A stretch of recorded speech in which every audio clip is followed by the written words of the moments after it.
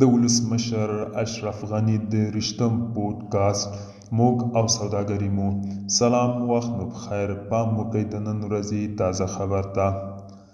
د ژوند لارې خپرونه چې ولسمشر محمد اشرف غني پکې د افغانستان د ملي ژوندانه پر بېلابېلو اړخونو نظرونه وړاندې کوي.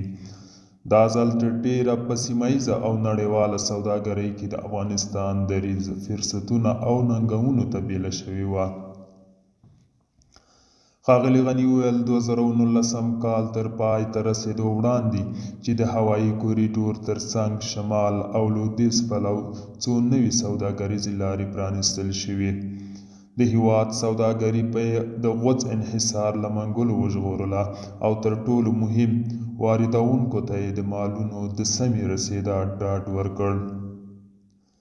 که صادرات کوئ باید پوه شئ چې ستاسې انتقالات په ځای دي او قابل د اعتماد دي. ولې موږ هوایي کوریډور منځته راوړ؟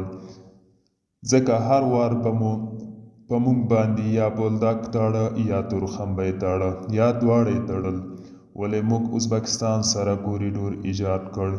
ولې مو د لاجوردو کوریډور له ترکمنستان نه تر آذربایجانه پورې او بیا د چابهار کوریډور او دا نور ایجاد کړل؟ ځکه باید واردوونکي د خپلو بیرونو مالونو په رسېدو اعتماد ولري.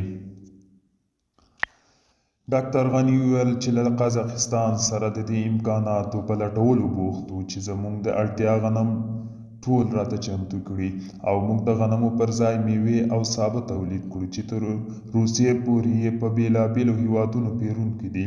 هغه وویل موږ ته دا سنجونه مهمه وه چې آیا غنم په اساسي توګه له قزاقستان نه اخلو او که یې اخلو آیا له ځینو نورو ملکونو غوندې هلته ځمکه اخلو او مدیریت یې خپله کوو؟ آیا دیو سره په یو واضح قرارداد رسیږو او که دوی تیار دي زموږ سبزیجات او میوهجاتو د پیرلو لپاره د فساد او خپل چارو مامورینو ترڅنګ چې سوداګرو ته یې د خنډونو په جوړولو د صادراتو مخه نیوله. د نشه یي توکو قاچاق هم د ښاغلي غني په باور زموږ سوداګریز شهرت ته زیان واړوه او هېوادونه له دې امله اړ شول چې له افغانستانه ورغلي هر کارټن وسپړي او ویې ګوري. دوستانو، دا و د نن ورځې چمتو کلی خبر. تر بیا مو په الله سپارم. ښې چارې